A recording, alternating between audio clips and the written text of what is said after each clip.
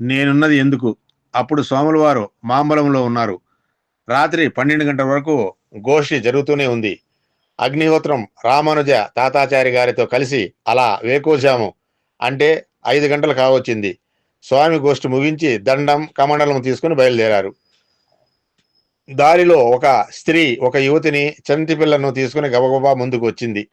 రాత్రంతా నిద్ర లేక కాలాతీతమై ఉంటే ఇప్పుడు కూడా దర్శనాలా అని తాతాచారి గారికి చీకాకు వేసింది.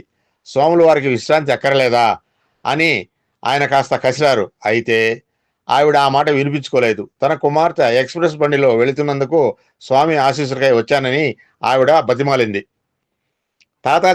తాతాచారి గారి కోపం, ఆవిడ ఓపికగా తన పని తాను కానియడం స్వామి గమనిస్తూనే ఉన్నారు.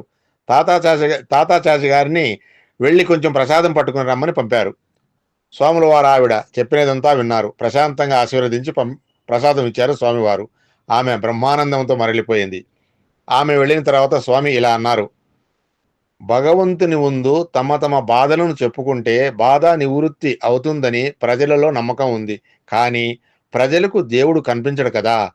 నాలో ఆయనను చూసుకుని ఆ నమ్మకంతోనే అమాయకంగా వీళ్ళు నా దగ్గరికి వచ్చి దేవునితో చెప్పుకున్నట్లుగా నా ముందు తమ గోడు వెళ్ళబోసుకుంటున్నారు. తృప్తితో వెళుతున్నారు. చెప్పుకుంటే వినటానికే కదా. దానివలన ఈ శరీరానికి శ్రమ కలగని ఏమీ కొదవరాదు కదా.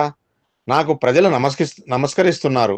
నన్ను భగవంతునిగా భావించి నాతో తమ బాధలు విన్నవించుకుంటున్నారు. దానిలో గొప్పేమీ లేదు కదా. ప్రజలలో ఈ మాత్రమైన భగవచ్చింత వచ్చినందుకు నాకు చాలా సంతోషంగా ఉంది. కనుక ఈ పనికి ఇక మీదట ఎవరూ అడ్డు రాకూడదు అని అందరినీ మందలించారు స్వామివారు.